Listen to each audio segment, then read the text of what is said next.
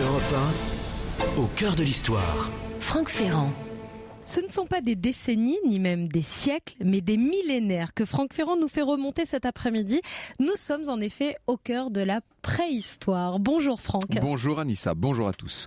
Nous allons recevoir Pascal Pic, qui est paléoanthropologue au Collège de France, pour nous parler de Lascaux, de ses merveilles, des questions que soulève son interprétation, sa conservation, sa recréation.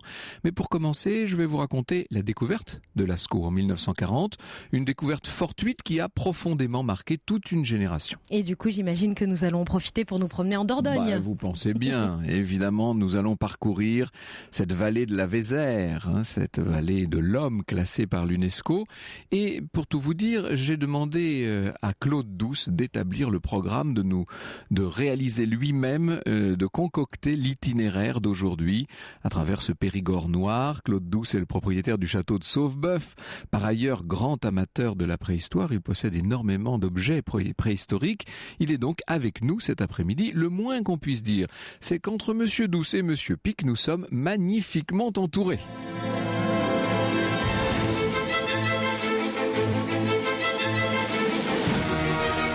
Europe 1, 14h, 15h30. Au cœur de l'histoire. Franck Ferrand.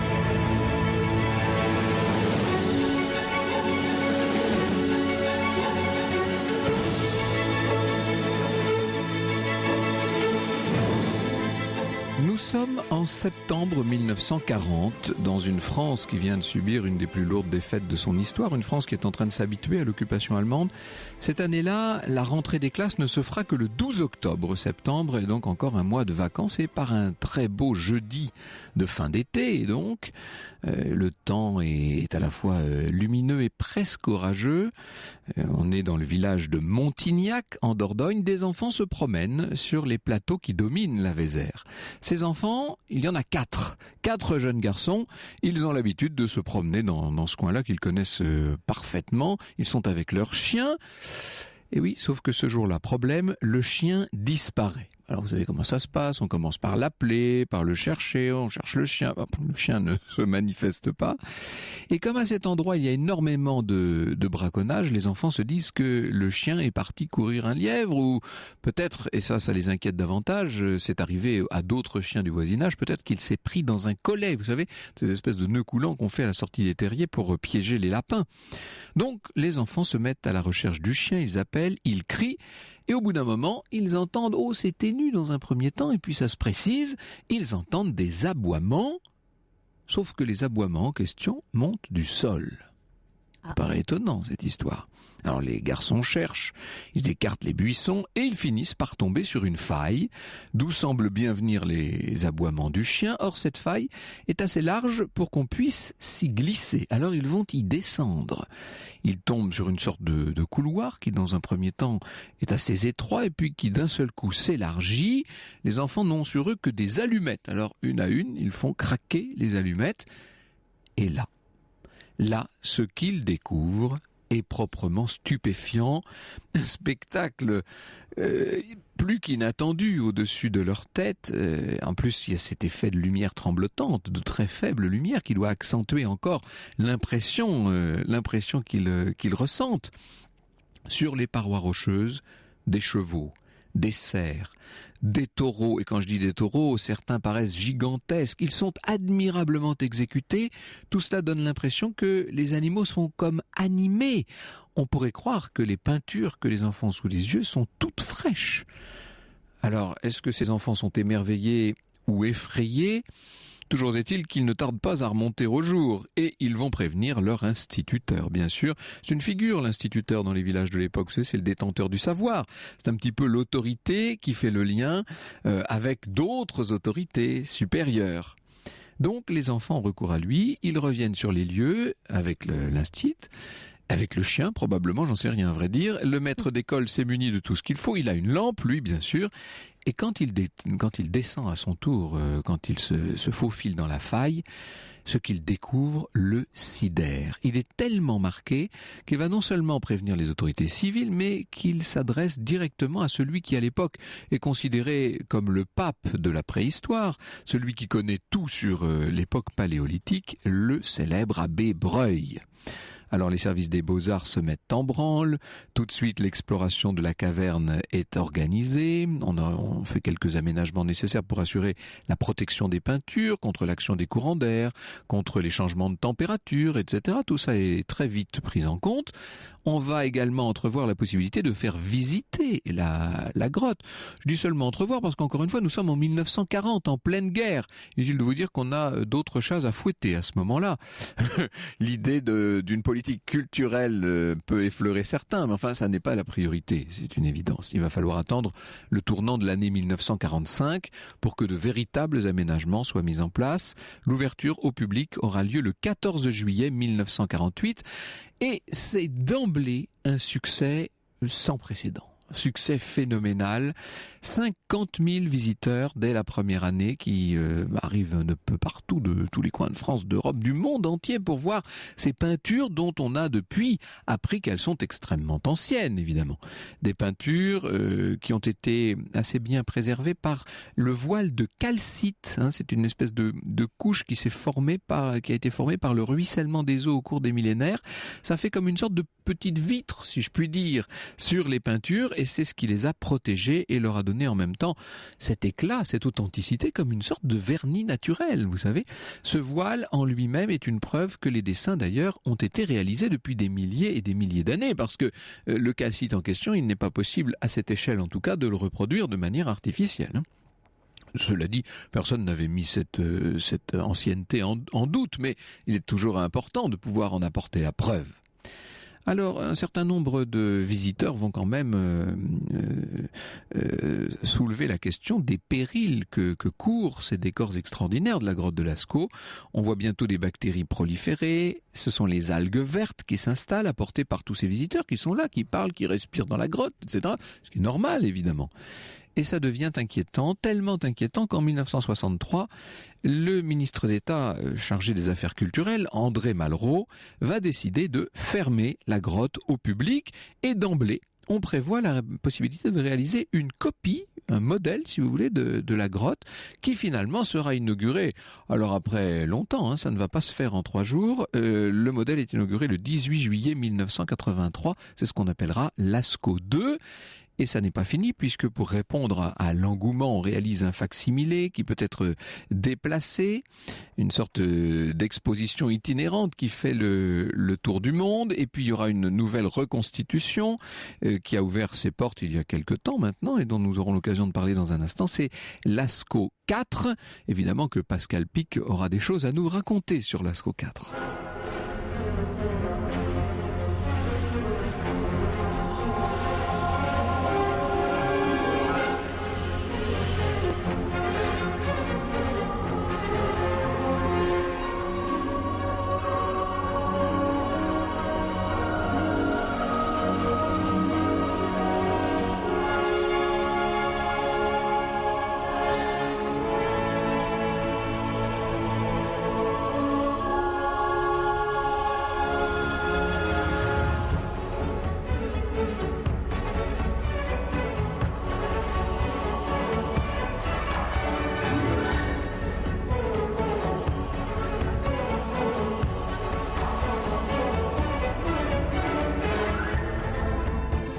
Un extrait de la bande originale du film, du documentaire fiction L'Odyssée de l'espèce sur Europe 1. Alors vous avez cet après-midi commencé à nous raconter la découverte capitale de cette grotte de Lascaux. Vous nous parlez de ces enfants qui se promènent en 1940 en surplomb de la Vézère. Or, leur chien disparaît et c'est en essayant de trouver l'origine de ces aboiements qu'ils découvrent complètement par hasard la grotte de Lascaux. Bon, tout ça me semble être une très belle histoire, Franck, mais est-ce qu'on est sûr que ça n'a pas été enjolivé, cette histoire ? En fait, un des enfants, Jacques Marsal, a expliqué que ça ne s'était pas passé de cette manière-là, figurez-vous. Lorsque je ne serai plus là et que vous parlerez de Lascaux, a-t-il dit au journaliste André Thénault, je voudrais que vous précisiez que contrairement à ce qui a été dit ou écrit, ce n'est pas du tout par hasard que nous avons découvert cette grotte. Ah, ça change tout, ça. Ouais, ça change tout. Évidemment. Dites-nous tout. Ce n'est pas non plus en jouant au ballon ou en suivant le chien. On dit que tout ça aurait roulé dans un trou. Nous connaissions l'existence de cette cavité. Nous étions habitués à la présence des grottes dans la région, dit-il, et nous avions délibérément décidé d'aller l'explorer en cachette de nos parents.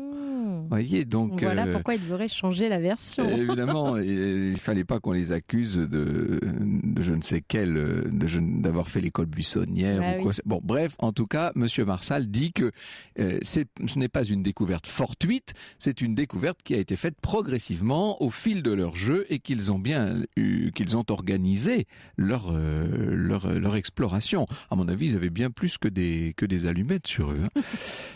On a bien compris donc qu'en ce mois de septembre 1940, les enfants ont fait cette découverte volontaire. D'une certaine manière, c'est plus méritoire d'ailleurs. C'est plus beau comme histoire que ces enfants se soient dit alors qu'est-ce qu'il y a là, c'est formidable, on va les voir. Ce sont de vrais explorateurs. Bref, quoi qu'il en soit, cette révélation de la grotte de Lascaux fait donc date parce que dites-vous bien que jusqu'alors, l'art préhistorique était l'apanage d'un certain nombre de spécialistes. Nous avions d'ailleurs avec Claude Douce il y a quelques années réalisé ici une émission sur l'histoire de la préhistoire, ce qu'on appelle l'historiographie, c'est-à-dire que nous racontions comment, à partir du XVIIIe siècle, on s'est intéressé à cette notion de préhistoire. Je vous ai parlé là de l'abbé Breuil, il y en a d'autres qui travaillaient sur les peintures rupestres, mais qui n'avaient pas fait sortir ces merveilles du cabinet des amateurs, si j'ose dire. Ça restait l'apanage d'un très petit nombre de spécialistes et d'amateurs. Avec Lascaux, le grand public arrive avec ses gros sabots, si je puis dire, mais aussi avec ses yeux pleins de curiosité. Lascaux va donner à la préhistoire une publicité phénoménale. C'est un moyen de promotion comme on ne pouvait même pas l'imaginer. L'abbé Breuil qui explore la grotte est lui-même, disons-le, le premier surpris. Et il va de surprise en surprise. Il faut voir l'incroyable splendeur de ce que les découvreurs ont maintenant sous les yeux. Les parois de la grotte sont littéralement couvertes d'animaux sauvages, de bisons, de rhinocéros. Ce sont des représentations incroyablement réalistes qui sont effectivement très vivantes, même si on les observe au faisceau d'une lumière qui n'est pas trop tremblante. Tout ça a l'air saisi sur le vif, comme si ces animaux avaient été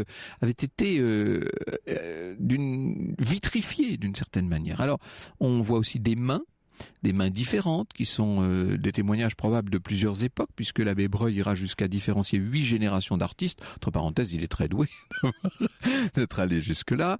Il repère aussi que chacun avait non seulement sa technique, sa palette, sa manière de représenter les animaux, mais qu'il y avait même sans doute une finalité différente en fonction des parois qu'on considère. Ça, c'est assez intéressant et ça va donner naissance à toutes sortes de théories sur lesquelles nous aurons l'occasion tout à l'heure de nous appesantir un peu. Alors, il y avait dans ce site de Lascaux des sanctuaires permanents et d'autres qui, semble-t-il, étaient saisonniers. Qui avait accès à ces grottes ? Pour autant qu'on sache, probablement des initiés. Il faut dire qu'aujourd'hui, certaines de ces peintures sont inaccessibles parce qu'il y a eu des effondrements, mais à l'époque, il est probable que les peintures étaient beaucoup plus accessibles qu'elles ne le sont de nos jours. Certaines sont d'un réalisme, je vous l'ai dit, saisissant. Il y a une grande composition réalisée avec un sens de la mise en scène incroyable qu'on appelle la scène de l'homme mort, qui est l'une des représentations les plus étonnantes de la grotte de Lascaux et qui offre à notre imagination des horizons tout à fait incroyables. Nous pouvons nous-mêmes, au XXIe siècle, projeter d'une certaine manière tous nos fantasmes et toutes nos idées sur ces peintures d'un autre âge. La figure humaine dont je vous parle apparaît associée aux formes animales, il faut le préciser. préciser. Le lieu où la scène est placée est une sorte de puits. Ça fait songer à un tombeau ou à un saint des saints, si vous voulez, comme si c'était l'endroit le plus sacré de la grotte. Et nous essaierons tout à l'heure de nous y promener et de revenir sur ce que cela peut signifier, bien entendu. À côté de l'homme mort se dresse comme une sorte de poteau surmonté d'un oiseau, poteau qui est célèbre et qui, c'est l'abbé Breuil qui l'avait fait d'emblée remarquer, qui ressemble à ceux qu'on voit en Alaska et qui sont là-bas des poteaux funéraires, bien entendu. À gauche de l'homme, une figure de rhinocéros a l'air d'être en train de s'éloigner. Elle tourne le dos au combat qui visiblement a été fatal aux deux adversaires. C'est difficile d'interpréter tout ça, évidemment. L'art préhistorique, disons-le, offre peu de représentations aussi terribles, aussi bizarres, aussi mystérieuses que celle dont je viens de vous parler. L'abbé Breuil, en décrivant la scène, suggérait que nous étions en présence d'une peinture commémorant la mort du chasseur dont la tombe aurait dû se trouver au pied de la paroi. Sauf que la tombe en question, inutile de vous dire qu'on s'est mis immédiatement à la chercher et que personne ne l'a jamais trouvée. Encore une fois, il y a eu des glissements de terrain. On ne sait pas qui est entré par la suite dans ces grottes et pour y faire quoi. Bref, aucune trace de sépulture. Les animaux figurés auraient pu être ceux que le chasseur rencontrait et qu'il aurait eu des difficultés à abattre. Peut-être y a-t-il dans cet art une dimension propitiatoire. Il est possible aussi que les animaux soient simplement des symboles. Des symboles de quoi? Des symboles de tribu, des symboles de famille, des symboles de mortalité ou d'immortalité. Vous voyez la dimension polysémique de décors sur lesquels on ne possède aucun élément. Il est quasiment permis de faire dire à ces merveilles d'un tout autre âge, de leur faire dire tout ce que l'on veut. C'est la tâche ingrate des spécialistes d'essayer de nous ramener à la raison et de formuler des hypothèses, disons, le plus raisonnables possible. Cet après-midi, Franck Ferrand vous propose une visite de la grotte de Lascaux. Alors, si vous connaissez Lascaux, vous avez peut-être des souvenirs, vous aussi, de visites, eh bien, n'hésitez pas, venez nous en parler. Si vous nous écoutez cet après-midi en Dordogne, par exemple, eh bien, venez nous parler de votre région sur Twitter avec le hashtag ACDH et sur la page Facebook Au cœur de l'histoire. Franck Ferrand vous parle des décors de la grotte de Lascaux dans un instant sur Europe 1. Au cœur de l'histoire. Sur Europe 1. Europe 1, au cœur de l'histoire. Franck Ferrand. Et nous sommes au cœur de l'histoire de la grotte de Lascaux cet après-midi. Alors, on la visite, c'est une visite virtuelle que vous proposez aux auditeurs d'Europe 1 cet après-midi, Franck. Alors, on l'a vu juste avant la pause, il y a des symboles dans cette grotte, des animaux de dessiner. On ne sait pas trop ce qu'ils signifient, ces symboles. Mais non, alors de quand datent-ils surtout ces symboles?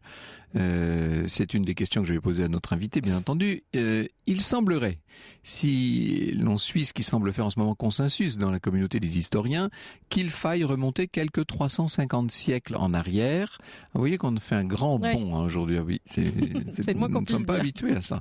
350 siècles en arrière, 35 000 ans. On est à l'époque de l'homme de Cro-Magnon, Homo sapiens sapiens tel que nous le connaissons, mais qui est encore dans une phase de développement assez éloignée de ce qu'il deviendra au néolithique, bien entendu. Alors on sait que l'homme de Néandertal, qui était juste avant Cro-Magnon, remplissait déjà un certain nombre de critères artistiques d'une certaine manière. Il mettait de côté les roches ternes ou grisâtres, il préférait les jaspes colorés, les quartz transparents pour fabriquer ses outils.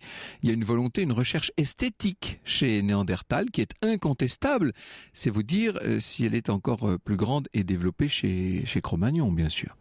Les décors dont je vous parle sont parfois superposés, ça c'est très intéressant. Nous avions eu il y a quelques années un spécialiste qui était venu nous donner son point de vue là-dessus.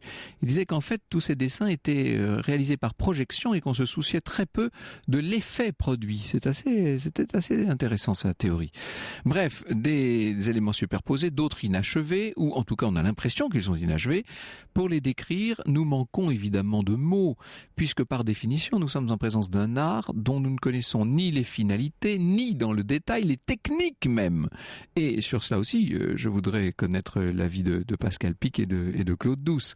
Les peintures de Lascaux appartiennent appartiennent à la période aurignacienne, périgordienne et magdalénienne, c'est-à-dire à des moments où l'art préhistorique atteint son plus splendide épanouissement, nous disait Marcel Brion, dans cet accord de naturalisme, de majesté, de grandeur de style et de composition, de fraîcheur spontanée et de solennité religieuse. On dirait que nous sommes en train de parler d'une fresque de la Renaissance, mais non, pas du tout. Nous parlons bien d'une fresque qui date de plusieurs dizaines de milliers d'années. L'enthousiasme des auteurs n'est jamais démenti devant la découverte de Lascaux. Et c'est vrai que devant la splendeur de tout cela, on a tendance évidemment à utiliser les superlatifs. Je cite de nouveau l'académicien Brion.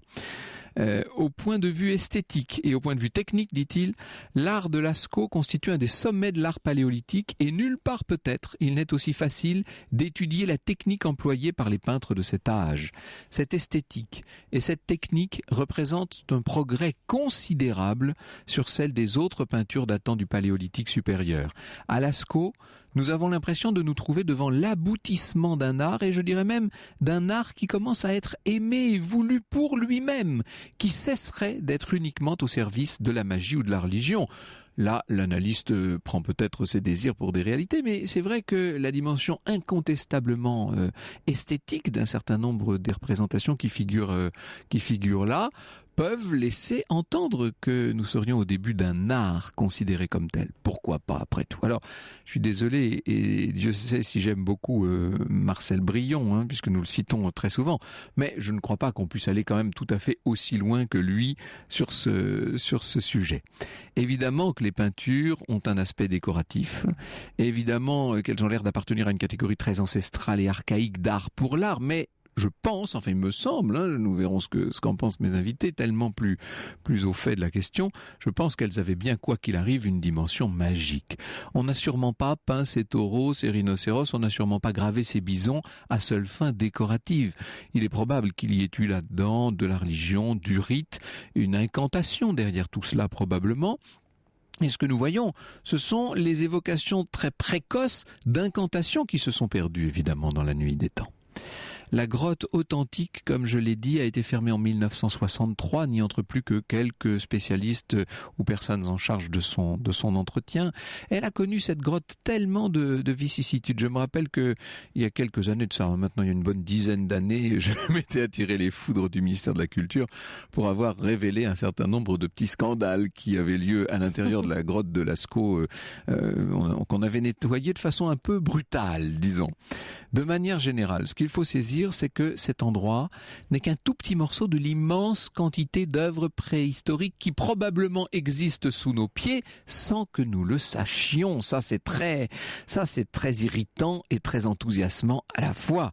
Je sais qu'il y a notamment en Dordogne un certain nombre de personnes qui connaissent tout ça, qui imaginent la présence de grottes ornées, de sculptures et de peintures rupestres. Nous verrons ce qu'en pense Claude Douce dans un instant. Ce qui est sûr, c'est que très très peu de ces chefs-d'œuvre ont pu être ramenés à la lumière du jour. Et je laisse à Marcel Brion, il l'a mérité, le soin de conclure. Ce n'est pas le moindre intérêt de cette chapelle Sixtine de la préhistoire que d'offrir, à côté des grandes joies esthétiques que l'on tire de la contemplation de ces peintures, des énigmes séduisantes pour notre imagination et nourrissantes pour notre curiosité. Oh, je ne saurais mieux dire. J'aime les choses qui sont séduisantes pour l'imagination et nourrissantes pour la curiosité. Bonjour Pascal Pic, merci d'être avec nous. Vous aurez remarqué que nous avons énormément de questions à vous poser sur cette affaire de Lascaux et d'une façon plus générale sur l'art pariétal, sur l'art du paléolithique supérieur qui n'a, et c'est moins qu'on puisse dire, pas livré à ce jour tous ses secrets. Europe 1, au cœur de l'histoire. Europe 1, au cœur de l'histoire. Franck Ferrand. Avec cet après-midi l'histoire de la grotte de Lascaux, vous l'avez compris, on fait un bond au cœur de la préhistoire avec votre invité Pascal Pic. Il est paléanthropologue au Collège de France et vous êtes nombreux à réagir sur les réseaux sociaux. C'est une émission qui vous inspire. Et Manon qui nous dit « Je devais relancer tous les paiements clients puis Au cœur de l'histoire sur Lascaux a débuté. C'est pas encore aujourd'hui que nous allons être payés. Mais nous ça fait des clients qui nous doivent finalement un petit sursis. C'est ça, exactement.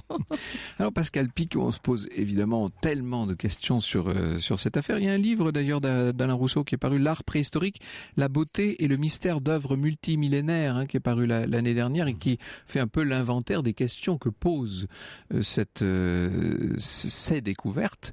En vérité, plus de questions que de réponses, car tout est ouvert. On ne peut pas tout à fait savoir ce que représentaient les hommes préhistoriques. Soyons clairs, je crois qu'on ne le saura jamais. Mais oui. Imaginez, sur une période plus récente, cette grande histoire avec Champollion, qui, grâce à la pierre de Rosette, a pu décrypter. Oui, il a eu l'interface, lui, il a eu l'élément qui permettait. Nous, on n'a pas l'interface pour cette période-là. Donc, nous avons quand même, en préhistoire et en paléoanthropologie, des méthodes pour remonter dans des périodes très anciennes. Notre machine à remonter le temps est toute simple. C'est-à-dire que si on est capable de mettre en évidence chez des formes plus récentes des choses communes, notre idée est que ceci remonte d'un ancêtre commun. Bon, un frère et une sœur ont les mêmes caractères, ça vient des parents. Eh bien, la scène du puits, cette scène du puits que vous évoquiez... Qui est un peu le clou du spectacle, au cœur même de la grotte de Lascaux. Et c'est très énigmatique, parce que c'est tout à fait unique. En plus, c'est vraiment dans un petit diverticule, c'est dans le puits, au vrai sens du terme. Et alors là, tout le monde s'est penché là-dessus, parce qu'à l'époque où c'est découvert, la psychanalyse est en plein essor chez nous. Donc on a voulu voir des signes, effectivement, que cet homme en érection, renversé par un bison, qui est peut-être un signe féminin, enfin des tas de trucs là-dessus. Donc ça a suscité beaucoup d'idées. Alors évidemment, c'est amusant, c'est intéressant, c'est intelligent, mais ce n'est pas scientifiquement réfutable. Eh bien, je vous donne la dernière interprétation qui est très intéressante de ce point de vue-là. On essaye de reconstituer les éléments de mythe. Alors ça, c'est une idée qui nous vient de Claude Lévi-Strauss, oui, bien sûr. Ce qu'on appelle les mythèmes. Et donc, on fait une reconstitution des éléments de mythe comme on le fait pour les caractères anatomiques. Les grands archétypes de mythes de l'humanité. Mais surtout des éléments constitutifs de ces mythes, qu'on appelle des mythèmes, ou chez nous, les paléanthropologues des mêmes. Et là, la scène du puits de Lascaux serait peut-être une des plus anciennes évocations d'un des quatre grands mythes récurrents de l'humanité qu'on appelle la course cosmique. L'idée qu'un individu se fasse renverser par un animal puissant.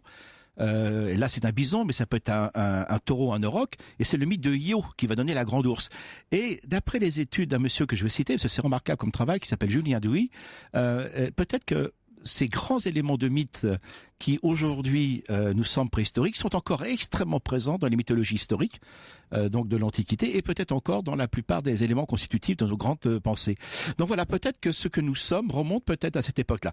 Voilà, c'est une des hypothèses les mieux construites à l'heure actuelle. Ce que dit Julien Douy, c'est qu'il s'agit donc d'une chasse, d'une sorte de c'est la fameuse chasse cosmique, puisque vous parlez d'Io, en fait. Absolument, c'est exactement ça. Donc voilà le genre d'approche qu'on essaye de mettre en place aujourd'hui. Bon, on a un très grand monsieur, un très grand ami qui s'appelle Jean Clotte, évidemment, qui, c'est pas la première fois qu'on en parle, mais qui reparlait du chamanisme. Et si je peux me permettre, cher Luc Ferrand, votre texte est absolument superbe, mais il y a des choses quand même à repréciser. Premièrement, c'est pas 350 siècles, c'est 180. 350 siècles, ça fait 35 000 ans, et c'est Chauvet. Et Néandertal était encore dans le coin. Pour Lascaux, c'est 18 000 ans. C'est moins vieux, Lascaux. Oui, c'est 180 siècles. Et pour revenir aux remarques de Monsieur Biron, c'est que ce n'est pas le sommet de l'art. Lascaux est en soi une entité artistique, au vrai sens du terme, de la même façon que Chauvet, c'est pas du tout corrélé à une vision de progrès en disant tiens, le style s'est amélioré entre Chauvet et Lascaux. Donc ça n'a aucun sens pour nous, et ça n'en a pas d'ailleurs même d'un point de vue artistique. Et Altamira, par exemple, qui a des grands trésors évidemment de l'art préhistorique, est encore un peu plus récent, mais voilà, on a tenté, à l'époque on n'avait pas de datation, c'est notamment les travaux d'André Leroy-Gourand, mais aussi sur les styles, l'abbé Breuil a tenté de le faire, de trouver une idée de vision de progrès, d'amélioration. Mais ça ne marche pas, parce que l'art il est total, quelles que soient les époques. C'est-à-dire que là, si vous nous parlez de 35 à 18 000 ans, si entre les deux il y a 17 000 ans d'écart, c'est difficile d'aller établir une généalogie en quelque sorte. Bien sûr. On peut parler d'un progrès dans un art constitué sur une trentaine d'années, pourquoi pas, c'est discutable, mais enfin moi j'y crois d'ailleurs personnellement. Mais on peut difficilement parler d'un progrès sur de si grandes périodes, et d'ailleurs dans des régions différentes, avec des populations qui sont probablement différentes. Qui étaient les hommes qui habitaient qui ont décoré la c'est grotte vous et moi, c'est des Cro-Magnons standards, c'est-à-dire des Homo sapiens. Alors à l'époque de Chauvet, Cro-Magnons standards. non mais c'est vous et moi, donc c'est vous et moi, donc un peu plus costaud, je vous l'accorde. Mais par exemple, ceux de la grotte Chauvet qui naît d'Afrique, peut-être avaient encore le teint bronzé. Mais ceux de Lascaux, certainement, avaient déjà eu ces adaptations dans les climats de haute latitude avec la peau claire. Donc voilà, ça c'est pour le côté paléoanthropologie. Mais c'est notre espèce, voilà. Alors vous avez très bien rappelé Néandertal, et j'en suis heureux, parce que ces pauvres Néandertaliens, qu'est-ce qu'on leur met sur le dos, les pauvres? On n'arrête pas d'être péjoratif avec eux. Donc l'idée du symbolique, du cosmologique. Vous savez, cosmologique, aujourd'hui, on le lance comme ça, vos propos sont cosmétiques. Voilà, comme si c'était superficiel. Mais vous savez, l'espèce humaine, depuis trop longtemps, les espèces humaines sont les seules à être capables de se transformer. À travers les habits, les coiffures, les scarifications, les décorations, etc.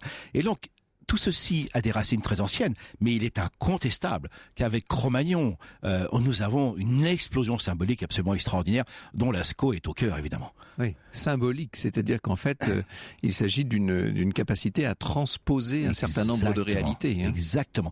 Et Lascaux, pardonnez-moi, cher Luc Ferrand, c'est pas pour vous ennuyer. Franck, moi, mais peu importe, oui. Franck, en plus, je m'y penche, je m'efforce. Oui. Cher Franck, chers Homo sapiens. Mais Luc Ferry est très bien aussi. Cher Homo sapiens, donc ça va être plus facile.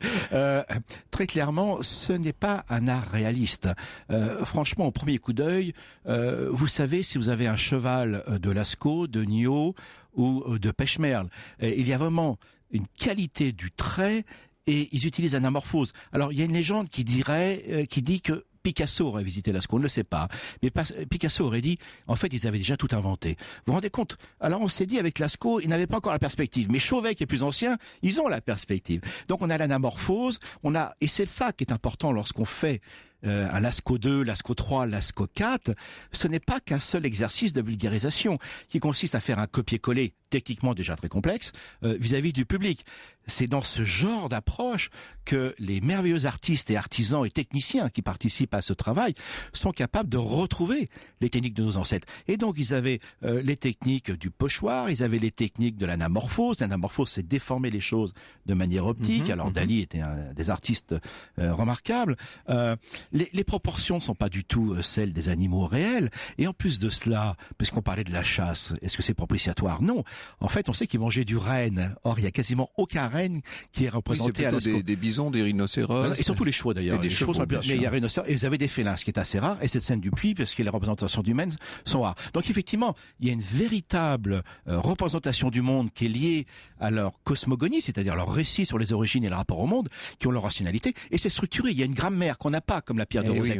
Et le roi Gourand, Arlette le roi Gourand et d'autres grands préhistoriens de cette époque-là ont bien décrit qu'il y a une structure. Les analyses statistiques montrent que ce n'est pas n'importe quelle association.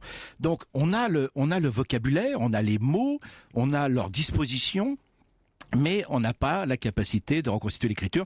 Mais vous avez raison, il est tout à fait légitime de se poser ces questions pour savoir évidemment qu'est-ce qu'il peut représenter. Mais attention, quand on parle de religion, nous sommes, nous, les héritiers d'une histoire récente qui dissocie la religion dans la sphère privée avec la question de la laïcité. Or, cette question de la séparation du religieux, du spirituel avec la vie sociale, c'est quelque chose qui n'a pas 2 siècles. Donc, attention, n'allons pas transposer... À l'époque, tout ça devait être fondu, bien entendu. C'était holiste, bien sûr. C'est holiste et c'est parfaitement cohérent, évidemment. Il y a une rationalité qui n'est pas la nôtre, certes, et qu'on n'arrive pas à retrouver. Alors, nous allons aller nous promener un peu ailleurs, voir quels sont les autres grands chefs-d'œuvre que nous a laissé la préhistoire. Nous allons nous promener dans d'autres grottes. Vous avez parlé de Chauvet, elle n'est pas la seule, bien sûr. Au cœur de l'histoire. Sur Europe 1. Europe Au cœur de l'histoire. 1. Franck Ferrand.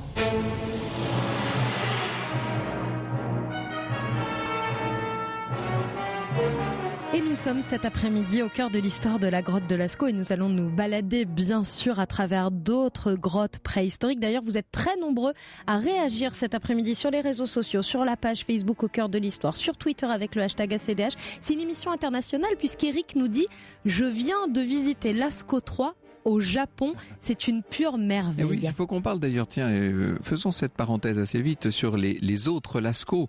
C'est Anne-Marie qui nous dit qu'elle a eu l'occasion de visiter la grotte de Lascaux grâce à son mari qui était architecte des bâtiments de France en 2001.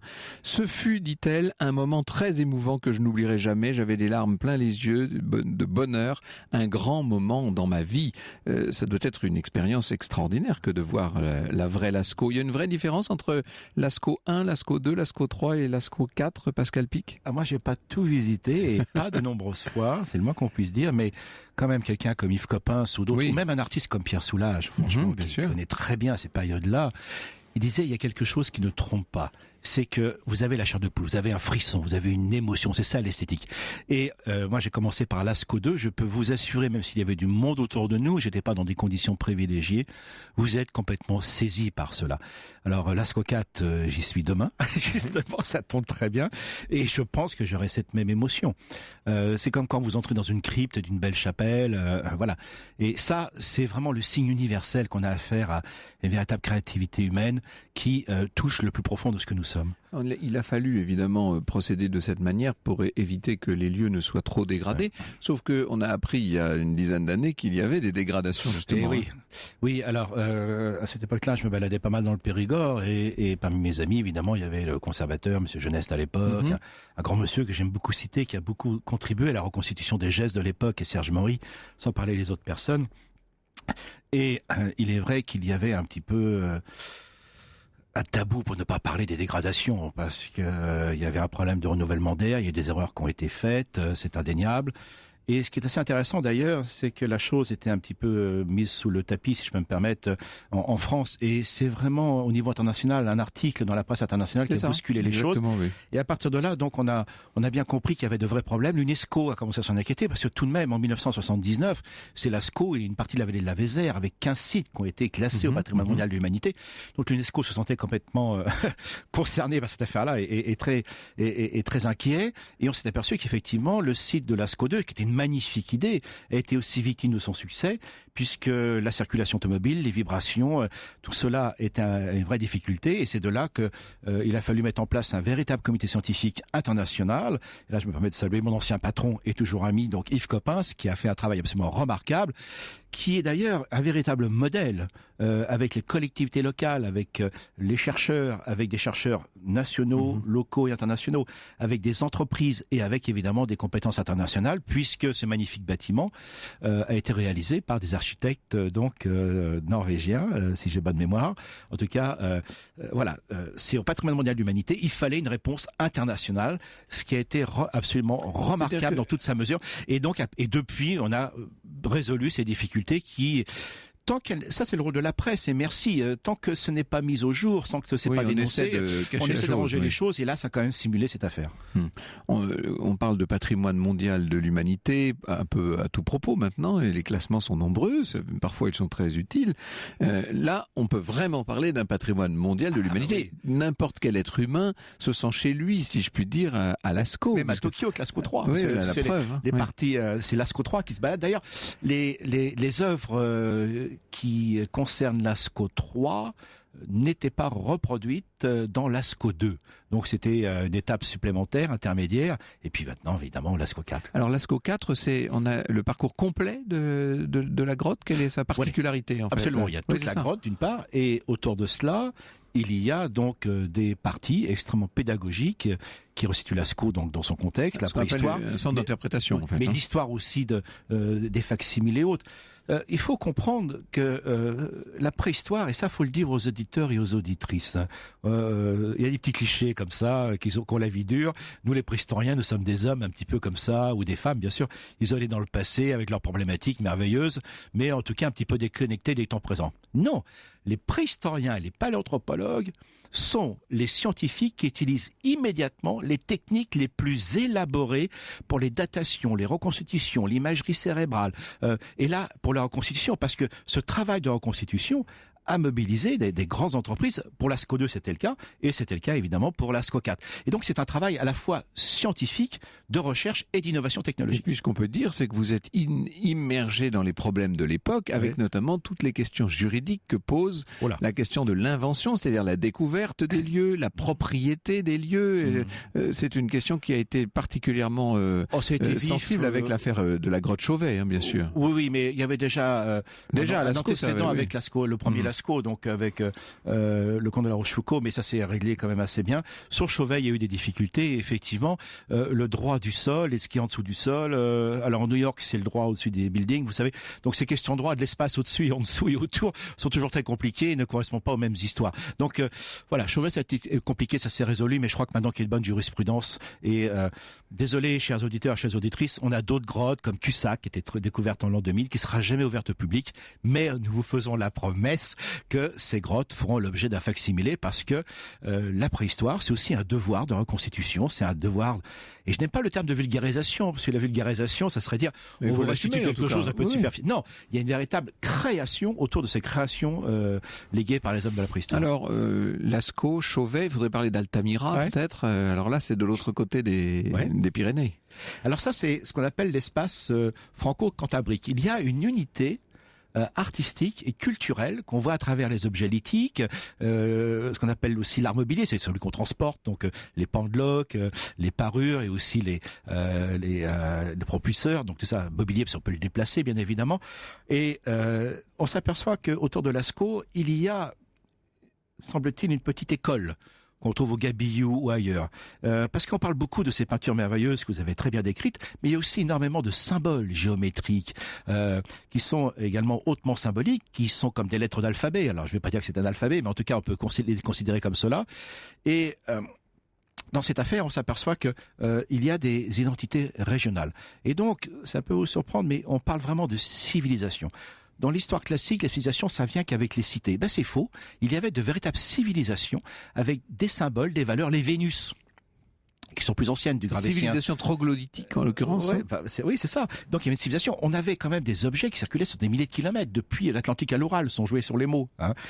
Voilà. Donc, il faut bien comprendre que Lascaux, c'est qu'une petite partie de peut-être d'un espace comme nos cathédrales, qui étaient beaucoup plus vastes et qu'on a parcouru. Avec un lieu, ce territoire périgourdin, particulièrement propice. C'est-à-dire que là, on sait que le sol est gorgé de merveilles dont certaines n'ont pas encore été découvertes. On va s'y rendre dans un instant dans notre chère et belle Dordogne.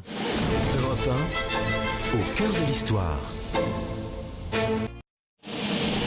Europe 1, au cœur de l'histoire. Franck Ferrand. Et nous visitons la grotte de Lascaux cet après-midi sur Europe 1 jusqu'à 15h30. D'ailleurs, de 15h à 15h30, nous irons nous balader en Dordogne avec la Ferrand Mobile. Donc restez avec nous pour cette jolie balade. Vient de nous rejoindre en studio Claude Douce. Il est passionné de préhistoire, ancien publicitaire, propriétaire du château de Saufbus à Aubas. Et puis toujours Pascal Pic, paléanthropologue au Collège de France, qui est votre invité, Franck. Bonjour Claude Douce. Merci de nous rejoindre. Vous êtes un des fanatiques, j'allais dire, de la préhistoire. Vous l'avez visité, vous, la grotte Oui, j'ai visité la grotte de Lascaux. Toutes d'ailleurs, vous les avez toutes vues. Oui, Chauvet, Cussac, oui, c'est merveilleux, oui. Alors, on parlait d'émotion, effectivement, là, on a la chair de poule. Et puis il y a l'odeur, et on retrouve des choses... On pourrait la décrire comment, cette odeur? Un peu terreuse, un peu... Oui, bien sûr, terreuse, c'est un peu de l'au-delà aussi. On est transporté dans le passé. Quelle différence y a-t-il lorsqu'on visite la véritable grotte de Lascaux avec, par exemple, Lascaux 4 aujourd'hui? Lascaux 4, grâce aux technologies, si vous voulez, on va dans le futur et puis on explique bien le pourquoi des choses. C'est vraiment bien fait. On est loin de l'authenticité initiale, par définition. Ça vous fait oublier l'authenticité, mais enfin c'est parfait, quoi. Oui. Et vous parliez de Cussac, vous dites. Alors Cussac, alors ça c'est merveilleux parce que là aussi il y a des remises en cause parce que par exemple on disait qu'il n'y avait pas de nécropole avec la préhistoire, mais pas du tout, puisqu'à Cussac, vous avez des bauches d'ours, c'est des nids d'ours, et dessus, vous avez des squelettes. Et au-dessus de ces squelettes, il y avait des peintures. Donc là, c'était bien des sépultures. C'est des sépultures.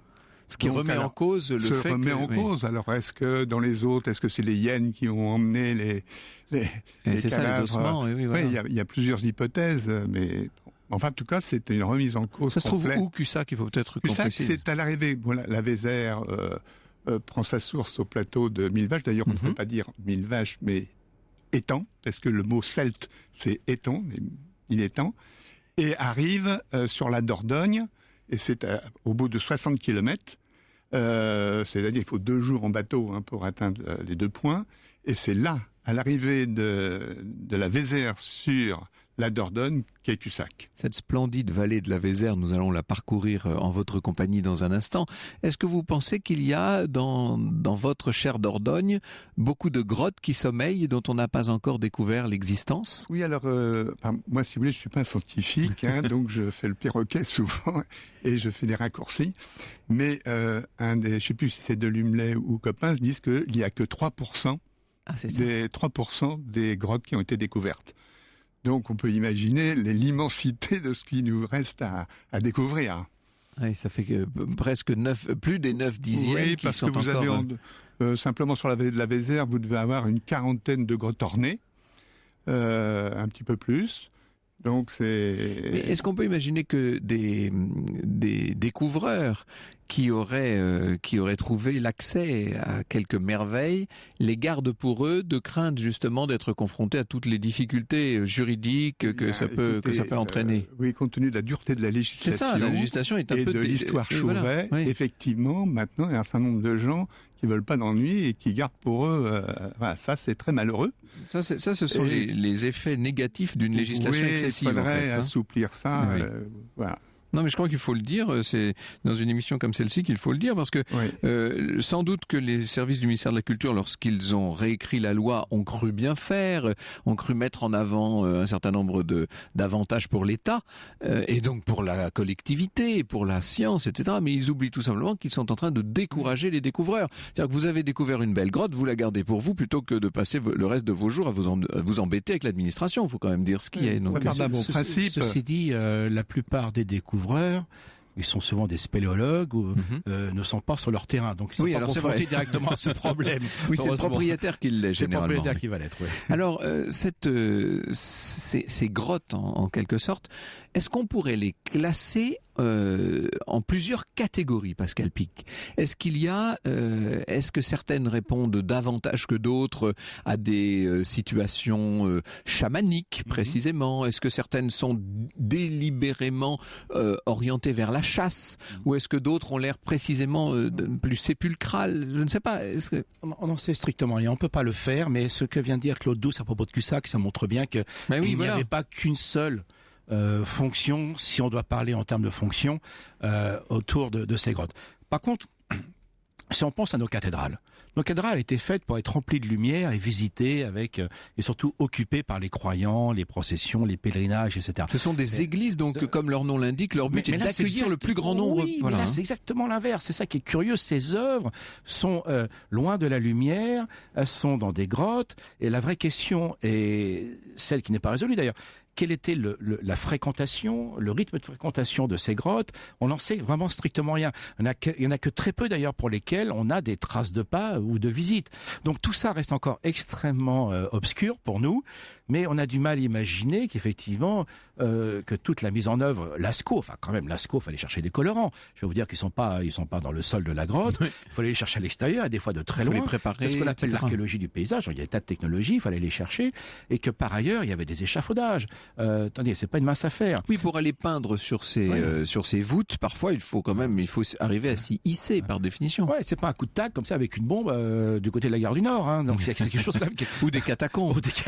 Donc c'est très organisé. C'est au cœur évidemment de l'investissement de ces sociétés. Et d'ailleurs, ce qui est très intéressant, c'est que longtemps, une des raisons pour laquelle on a du mal à comprendre cet art préhistorique, c'était celle-ci. On voyait ces hommes de la préhistoire complètement soumis à la faim, aux éléments, ils se faisaient bouffer par tout le monde, enfin les pauvres, ils n'en pouvaient plus, quoi. Ils marchaient voûtés, enfin voilà, c'était des pauvres airs avant de connaître le progrès et la préhistoire. Pas du tout. Une des raisons pour laquelle on a du mal à admettre cet art, c'est qu'il fallait accepter qu'on avait des populations avec une économie de chasseurs-collecteurs qui étaient capables d'investir un temps aussi précieux avec des savoir-faire, des techniques, des apprentissages qui sont le reflet de Lascaux et des autres. En plus de ça, rappelons quand même par rapport à votre question, les durées. Tout de même, entre Chauvet et Lascaux, le centre Pompidou, c'est la même durée. D'accord. Donc Lascaux serait à mi-chemin. Je dis serait parce que oui. vous n'êtes pas sans savoir que certains mettent en cause cette datation extrêmement ancienne de Oui, la Chauvet. période du Seletréen qui est juste avant, mais ça se joue à 2-3 000 ans, donc ça change pas trop l'échelle. Hein, donc par rapport C'est à un Lascaux. problème considérable, cette question de la datation.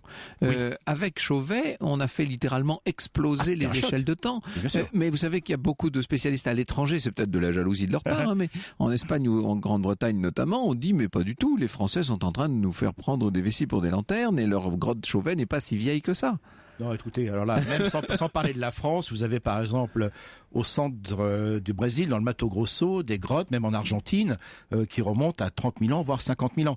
Donc 35 000 ans en Europe, ça n'a rien d'exceptionnel, compte tenu du fait que même en Australie, par exemple, vous avez des datations à 50 000 ans.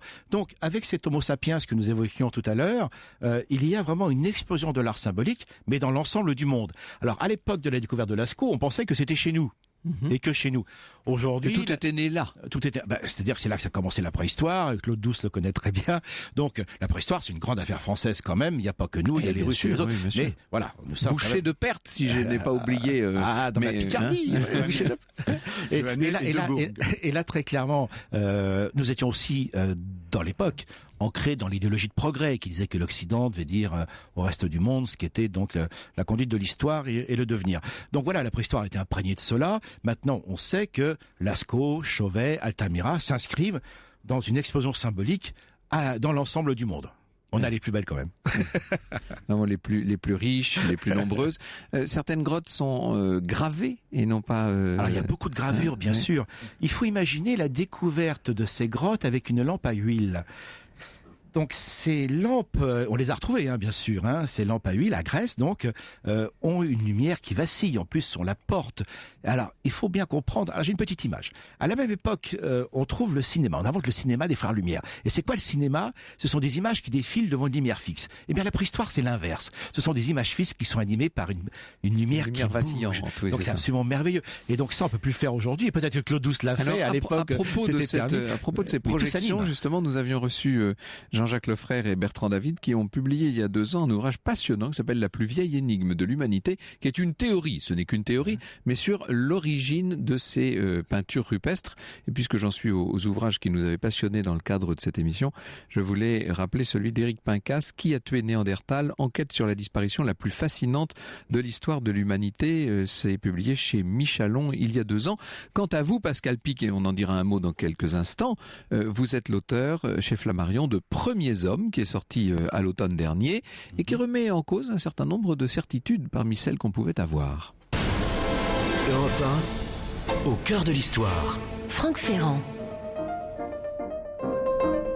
C'était au temps de la préhistoire, il y a 200 ou 300 000 ans, vint au monde un être bizarre, proche parent de l'orang-outan, debout sur ses pattes de derrière, vêtu d'un slip en peau de bison, il allait conquérir la terre, c'était l'homme de Cro-Magnon. L'homme de Cro, l'homme de Man, l'homme de Gnon, l'homme de Cro-Magnon.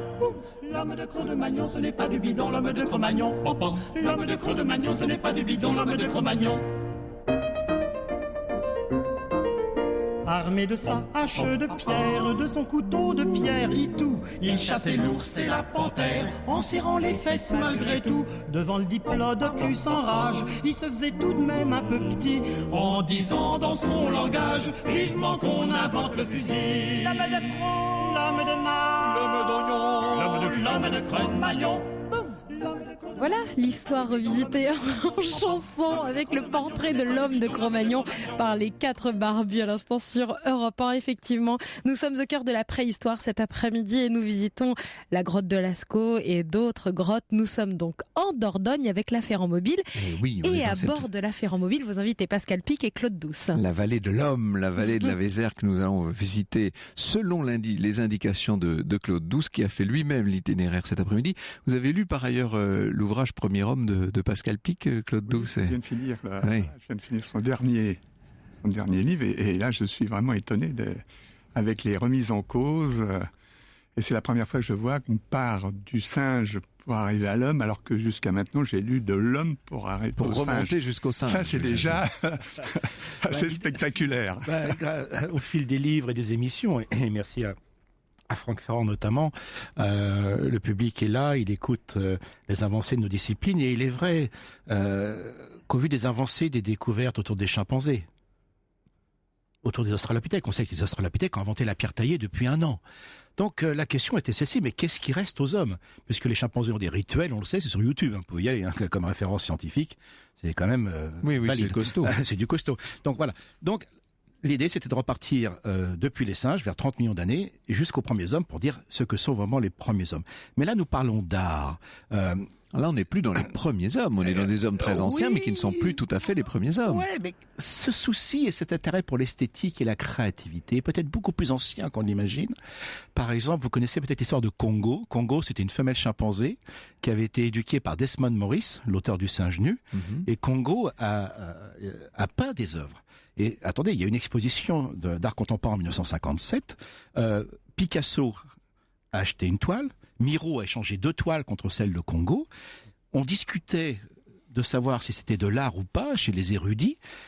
Le marché contemporain a tranché puisque les œuvres de Congo se sont vendues 10 fois plus cher que celles d'Andy Warhol.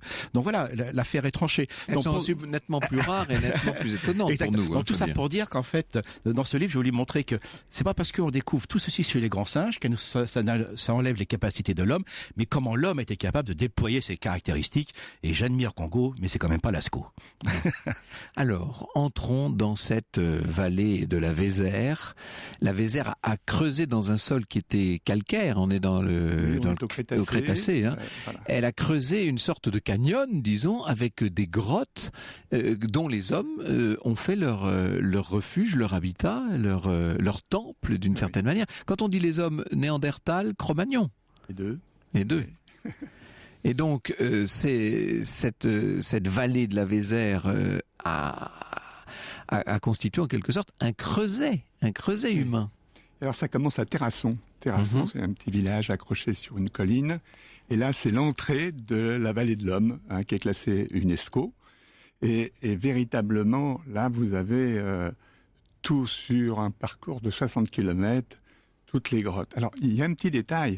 Le calcaire commence à Terrasson, et donc la Vézère a creusé le calcaire. Mais les abris sous roche, qui étaient les habitats des Néandertals et des Cro-Magnons, en fait, c'est le gel et le dégel qui a fait... Mais ça, c'est pas l'eau, en fait. Non. Oui. Donc, il y a toujours une petite confusion. Dimension climatique très importante, en fait, là. Donc voilà, ça démarre là à Terrasson. Alors à Terrasson, on est donc dans le Périgord noir, là, bien entendu, à l'entrée de cette vallée de la Vézère, qui, sur un plan historique, est un endroit intéressant parce que c'est un peu le... C'est un centre mondial de la préhistoire, avec tous les... Il y a un triangle là qui représente, avec tous les Néandertals, c'est le plus grand nombre de Néandertals qui sont enterrés. Là, on pourra en parler. Il n'y a pas d'ailleurs, je dis ça pour nos auditeurs qui voudraient aller se promener dans ce coin merveilleux, parce que la nature est belle, l'habitat est splendide, tout est formidable, la faune est très riche. On est dans une région qui est également très riche du point de vue médiéval d'ailleurs. C'est un lieu d'affrontement ancestral entre Anglais et Français. La préhistoire du romain, du mérovingien, du XIIe siècle. Enfin, c'est fantastique. Et puis, vous avez des petits villages, une succession de petits villages. Toutes les maisons sont soit du XIIe, soit de Renaissance. Quand vous parlez de petits villages, on pense à Condat-sur-Vézère, par exemple. Condat. Alors voilà, c'est une petite merveille. Là, vous avez une commanderie des hospitaliers. Vous avez un château avec des tours à créneaux. Tous ces ordres chevaliers qui avaient été rapatriés de Terre Sainte avaient leur propre commanderie. Et donc, ça, c'est une commanderie d'hospitaliers. Oui, au XIIIe siècle, et qui ont été repris une fois que les Templiers ont été détruits par Philippe le Bel. À ce moment-là, c'est les hospitaliers qui ont récupéré. Oui, alors là, il y a un petit restaurant qu'on appelle la commanderie. La commanderie, tout simplement. Alors, c'est salle voûtée, grande cheminée, fauteuil, et on admire. Et là, j'ai été étonné parce qu'il y avait un blason qui est le pic de la Mirandole. Vous savez, le pic de la Mirandole, moi, j'ai eu dans des sociétés, et quand il y avait des gens prétentieux, je leur disais toujours, vous vous prenez pour le pic de la Mirandole pendant 50 ans. J'ai dit aux gens, vous prenez pour les piens. Et là, qu'est-ce que je vois? Ce blason de deux aigles, pic de la Mirandole. Voilà. Alors, c'est toujours plein de surprises. Et puis, vous avez un petit ruisseau, le Colis, avec une belle cascade qui s'encouvre dans un vieux pont pour se jeter dans la Vézère. Et là, c'est l'abbaye il faut faire le petit détour de l'abbaye de Colly-Saint-Amand. Voilà. Il y a aussi à Condat-sur-Vézère, d'après ce que disent mes notes, un château 12-15e qui est le château de la Fleunie. Alors, avec un vaste domaine de plus de 100 hectares. Un château-hôtel, qui est la Fleunie. Et alors on arrive là, on est tout près de Sauveboeuf, on est chez vous, Claude Douce. On arrive chez moi, donc c'est une ruine que j'ai sauvée il y a une trentaine d'années. Alors en fait, il y a 2 musées. Il y a un musée de préhistoire. Alors il est intéressant. Alors Coppin se dit qu'il est exemplaire, donc je me permets de le répéter. Et il est exemplaire dans ce sens que ce sont des collections qui ont du Second Empire, qui sont de 30 ans avant la naissance de la préhistoire. C'est ça. C'est incroyable, donc j'ai la première collection de Gourgues, qui était en même temps que Boucher de Perthes. Voilà. Et c'est ma collection comprend les premiers bijoux. Alors il faut savoir que la préhistoire, les Cro-Magnons, en fait, c'est l'ère du loisir. C'est-à-dire que pendant 30 000 ans, ces hommes n'avaient rien à faire. Pourquoi ? Il faut dire que c'était la glaciation. La glaciation, c'était des centaines de troupeaux, de chevaux, de bisons, de rennes. Il y avait des mammouths. Qui ont afflué. Donc, le réfrigérateur, il était plein. Donc, ces gens étaient sur le rocher. Ils se doraient au soleil. Ils n'avaient rien à faire. C'est pour ça qu'il n'y avait pas de guerre. Il n'y avait aucune raison d'avoir de guerre. Et là, tous les préhistoriens sont d'accord. On n'a pas de traces archéologiques, Pascal Pic, de guerre pendant cette période paléolithique. Guerre, non. De conflits et de cas d'homicides et d'agressions, il y en a quand même. Ça, sans doute, oui. Quelques-uns, mais de guerre. On ne dit pas que c'était des petits saints non plus. Non, mais c'est une invention du néolithique, la guerre. Lorsqu'il faut aller chercher justement, comme le suggère Claude Douce, qu'à partir du moment où il y a des stocks, eh bien voilà, ça déclenche évidemment d'autres stratégies, notamment le pillage du capital. Exactement. Voilà. Alors vous nous parlez de vos musées, vous nous avez tout de suite fait descendre dans les caves, si je puis dire, Claude Douce, mais vous nous parlez pas du château lui-même, on va y venir dans un instant. Europe 1, au cœur de l'histoire. Europe 1, au cœur de l'histoire. Franck Ferrand. Si vous venez de nous rejoindre sur Europe 1, nous nous baladons en Dordogne cet après-midi avec Pascal Pic et Claude Douce, qui est passionné de préhistoire, ancien publicitaire et propriétaire du château de Sauveboeuf à Aubaz. D'ailleurs, nous avons garé la Ferrand mobile juste devant le château. Il y a de la place, je peux vous dire. Le château, c'est un somptueux château Louis XIII. Louis XIII, oui. Qui est l'œuvre de Monsieur de Sauveboeuf, d'ailleurs, à l'origine. Pendant 4 siècles qui ont vécu là, c'était des grands militaires.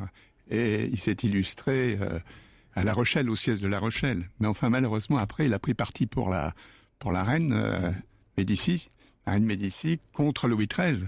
Alors, ça lui a valu, à l'époque... Une disgrâce. On rasait le château et condamnation à mort. Il a pu se sauver à temps, mais voilà. Alors les caves sont voûtées du XIIIe siècle. C'est là que j'ai pu installer tout le musée. C'est un château qui a apparttenu aux Oberkampf d'ailleurs. Ah oui. Alors d'abord Mirabeau, en fait. Le père de Mirabeau, qui a écrit L'Ami des hommes, et puis le fils, le révolutionnaire, et ensuite Oberkampf. Oberkampf qui était l'acier, la fabrication de l'acier et du textile. La famille Oberkampf l'a possédé jusqu'en 1927 et votre famille, vous l'a racheté en 1987 en fait. C'est ça, et donc vous avez fait des travaux considérables pour le... On a, sans l'aide de l'État, en refusant toute aide d'État, on a tout restauré, il n'y avait plus de toit. C'est ça, le château a été transfiguré, on peut le dire, et maintenant il abrite donc ces 2 collections extraordinaires. Alors, de bijoux, et Anissa vous demandait pendant l'interruption publicitaire, à quoi ça ressemblait les bijoux de l'époque? Alors les bijoux, à nos auditrices. Cette civilisation du loisir, forcément, a amené l'art. L'art est né grâce à ça, parce qu'il n'avait rien à faire. Donc l'art est né. Alors, les premiers bijoux, pour ces dames, il faut expliquer, c'était... Pardon ? Oui, c'est parce que vous disiez, pour ceux qui nous prendraient en cours, vous disiez que cette période d'abondance en fait liée à la glaciation faisait qu'en fait Oui, la glaciation, contrairement à ce qu'on peut croire, est plus bénéfique que la chaleur. Et d'ailleurs, quand on va rentrer dans le chaud, il va y avoir des problèmes assez graves. L'art disparaît complètement à moins 10 000 au Néo. Vous n'avez plus d'art. Plus rien. Enfin, les fameuses gravures, les peintures... Quand les conditions de vie redeviennent difficiles, il n'y a plus d'art, tout simplement, bien sûr. Et puis les guerres commencent. Voilà.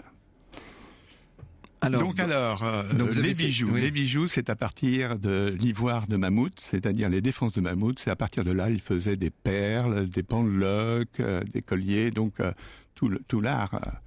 Alors, ce qui est très intéressant, moi j'ai une Vénus, elle est en ivoire.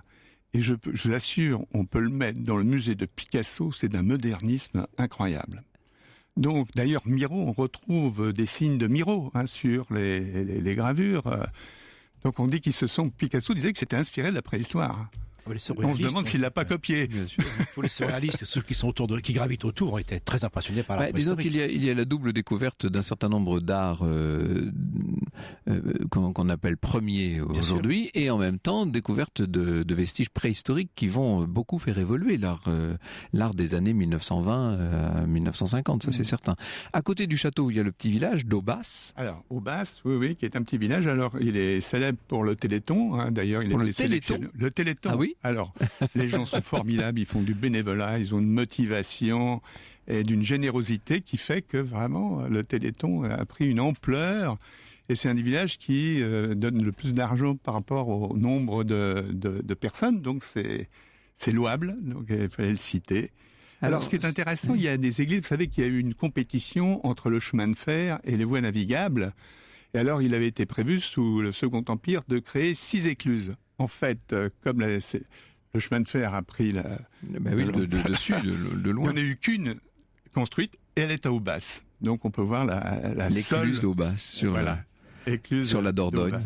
Voilà. Alors, si on poursuit en direction de Montignac, là, on tombe sur Lascaux, justement. Voilà. Donc, vous êtes tout près de Lascaux. À 5 minutes. 5 minutes. On est à 5 minutes, à 4 km. À 5 minutes. Et puis, toujours à Montignac, à côté de Lascaux, le Regourdou. Alors ça, c'est vous qui nous avez... c'est formidable. Parce que c'est là où on a trouvé un squelette de Néandertal. Et là, c'est important, parce que bientôt ça paraîtra. En fait, on remonte le nombre d'années du Néandertal. Si on était à 60 000, on va passer plus de 70, peut-être 80 000 ans. Alors, le Néandertal, il est intéressant parce que ils enterraient les hommes, mais pas n'importe comment. Ils enterraient les hommes avec un crâne d'ours, pour partir peut-être avec la force, ou avec un biface, qui était l'outil, le couteau du Néandertal, qu'on mettait sur la poitrine. Donc c'est ce qu'on a retrouvé au Regourdou. Alors il y avait un personnage étonnant qui s'appelait Monsieur Constant, et alors lui, il avait fait venir des ours, qu'on mettait dans un espèce de ravin, les ours, là. Alors, il ne faut pas le répéter, mais il faut que les enfants viennent avec du miel et du pain. Là, il y a toute une animation autour pour faire revivre un peu ce Néandertal avec ces ours vivants. Oui. C'était la civilisation de l'ours, incontestablement. Oui. Alors, quand on avance encore un peu, on tombe sur le château de Los. Décidément, il y a beaucoup de châteaux dans la région, il faut le dire. Il y a un château toutes les 3 kilomètres. Voilà, à chaque virage. À chaque virage, quasiment. C'est incroyable. Le visiter, voilà. Le château de Los avec une légende commune avec le vôtre. Il y a la légende commune avec, oui. C'est-à-dire que la fille du seigneur de Sauveboeuf, Alice, on a voulu la marier avec le seigneur de Montignac. Alors de désespoir, elle s'est jetée de la tour, et alors on voit son corps glisser le long de la Vézère tous les ans. Voilà, avec la brume. Donc, moi j'ai essayé de la voir. Vous n'avez pas vu encore. Vous n'avez pas vu passer le cadavre. Il y en a d'autres qui l'ont vu dans le village. De la belle Alice. Il faudrait citer aussi le château de Belcaire qui est sur son éperon rocheux. Il faut dire que le paysage est d'une beauté à couper le souffle dans toute cette... Vous changez de paysage en permanence. C'est magnifique. Les forêts, les rivières. Tout ça hérité de châteaux, le château de Clérance, le château de Chaban, etc. Tout ça. Belcaire, c'est comme un vaisseau. On ne le visite pas là, par contre. Alors, il faut savoir que c'était la frontière entre la France et l'Angleterre. Donc vous avez un château tous les 5 kilomètres. Au Moyen-Âge, bien sûr. Voilà, au Moyen-Âge. Donc vous avez... oui, c'est comme une frontière hérissée de place forte, en fait, bien sûr. Alors, rive droite, rive gauche. Magnifique. On va rester sur cette vallée de la Vézère et évoquer dans un instant quelques-uns des sites préhistoriques les plus célèbres du monde. Au cœur de l'histoire. Sur Europe 1. Au cœur de l'histoire. Franck Ferrand. Et jusqu'à 15h30, on se balade avec la Ferrand Mobile. Alors nous sommes dans la vallée de la Vézère. Bon, l'histoire est très forte, entre les châteaux, les grottes préhistoriques. Oui, et puis bien sûr, c'est le pays du foie gras. Bien sûr. Et de la truffe. Oh là là, et pour finir, des fraises Marat des Bois. Bien entendu, c'est une région où il fait bon vivre, avec aussi beaucoup de métiers d'art. Vous avez toute une route des métiers d'art que vous nous avez d'ailleurs tracée, Claude Douce. Merci, avec des potiers, des vanniers, des ferronniers, palonniers, des verriers, des ébénistes, tous ces gens qui cultivent des traditions et des savoir-faire ancestraux. Entre les villages, vous avez énormément de propositions de c'est extrêmement agréable. ces ça. métiers d'art. On comprend que le tourisme soit très fort dans cette Dordogne, parce Mais qu'évidemment... il n'est pas très connu parce que vous n'aviez pas les autoroutes, vous avez difficulté d'accès, donc Il faut oser s'aventurer un peu. Alors, pour revenir à la préhistoire, parlez-nous de Serjac. Serjac, là vous avez au moment de l'Orignacien, c'est pratiquement les plus vieilles gravures et peintures. Et c'est là où on a découvert des ateliers de fabrication de perles à base de mammouth, d'ivoire de mammouth. Donc c'est vraiment intéressant. C'est une suite d'abris sous roche et vous avez plusieurs périodes. Et il y a eu énormément de fouilles qui ont été faites là. Donc ça, c'est un village. 40 000 ans. Un peu moins. 38 000, oui. 38 000. Donc là, on est aux origines même de la bijouterie, si je puis dire. Alors, quand on descend un peu plus loin, vous avez le moustier, puisque vous parliez tout à l'heure des Néandertals. Le moustérien, puisque c'est des sûr. Français qui ont structuré, si vous voulez, la préhistoire et qui ont donné les noms. Les noms des villages, en des fait. périodes de la préhistoire En à fonction partir des des villages. Voilà. Le moustier, le moustérien, la madeleine, le madeleïnien, le taillac, le taillassien, etc. Bon. Et ça vaut ensuite pour le monde entier ? Pour le monde entier. C'est ça qui est étonnant. La structure de la préhistoire a été faite par des Français. C'était la référence. C'était aménagé ensuite selon les régions, mais ça reste quand même... Donc en fonction des noms de tous ces villages de Dordogne ont été découverts un certain nombre de vestiges qui ont permis de dater des évolutions de l'humain. On a donné des noms aux périodes qui aujourd'hui sont utilisées aussi bien en Australie qu'en Sibérie. Mondial. C'est ça. Alors, pour vous dire, là, moi, quand j'ai fait mes études, je connaissais pas le Périgord, et la première fois que je suis allé en voiture, j'étais étudiant, à chaque panneau, c'était un chapitre de préhistoire. C'est absolument vertigineux. Le micoquien. Ouais, c'est ça. Oui, parce que on disait le moustier pour le moustérien, la Madeleine, c'est juste à côté, pour le magdalénien. C'est à côté, c'est 5 minutes après. 5 minutes après. Alors, parlez-nous de cet abri sous roche, cet abri de la Madeleine. Alors, la Madeleine, Boucher de Perthes a fait connaître l'origine de l'homme avec les outils. Et là, la Madeleine, ça a été l'Artais, parce qu'il a découvert une plaquette de mammouth sur laquelle il y avait une gravure de mammouth. Donc, incontestablement, les hommes ont vécu au milieu des mammouths à l'époque. Voilà. Donc ça, c'était la preuve irréfutable. Voilà. Et alors, il y a le fameux clapet anal. Le clapet anal, c'est pour protéger les mammouths de l'hiver, ils avaient un clapet anal qu'on peut voir d'ailleurs. On peut le voir au musée de l'Homme. Il est maintenant au musée de l'Homme, dans le nouveau musée de l'Homme. Donc on peut voir cette gravure qui est vraiment... c'est l'histoire de la préhistoire. Donc ça, c'est ce qui a permis de dater la période magdalénienne. Alors, ça a été d'ailleurs exposé dans la première exposition universelle en France en 1867 et ça a lancé immédiatement la préhistoire. C'était un engouement du public qui n'a pas démenti de cette époque-là, de cette plaquette gravée de mammouth jusqu'à Lascaux 4. Ouais. Et puis, à côté de la Madeleine, on arrive à ce qui peut être sans doute considéré comme la capitale de la préhistoire, c'est-à-dire les Aisies. Les Aisies. Alors, vous avez le musée national de préhistoire, alors qui renferme des trésors. Il y a un conservateur là c'est inestimable ce qu'il a pu ramener en quelques années. Et il faut le voir, c'est le spectacle. En plus, le bâtiment est très moderne, donc il y a donc ça vaut vraiment. Mais l'idéal, c'est de le faire avec des guides. Mais c'est vraiment un élément. Et puis tout de suite à côté, vous avez le Cro-Magnon, le site de Cro-Magnon, là où on a découvert les 5 squelettes, dont le squelette du vieillard. La première fois qu'on découvre des Cro-Magnons, c'est là, en fait. Voilà, c'est ça. C'est dans la grotte, le croc de Monsieur Magnon. Voilà, le croc, ça veut dire l'abri. De Monsieur Magnon. Donc le trou rocheux, si on veut. Hein. Voilà, c'est ça. Et Magnon, c'était le nom du propriétaire. Donc d'où le nom de l'homme de Cro-Magnon, ça vient de là. Et là, il y a un beau petit musée maintenant. Et quand vous dites, parmi les 5 squelettes, il y avait un vieillard qui avait été trépané, c'est ça en fait? Alors pas trépané, non. On a trouvé alors on ne saura jamais si c'est un coup de pioche ou si véritablement il a reçu un coup de biface. Ah oui, on ne sait pas si le trou il lui a été fait de son vivant ou s'il a été fait postérieurement, ça on ne sait pas. Non, trépané, c'est que souvent on retrouve, c'est cicatrisé, c'est-à-dire qu'ils ont... Alors là, c'est quand même absolument fantastique parce que on retrouve des crânes avec la cicatrisation, c'est-à-dire qu'ils ont fait des opérations à l'époque.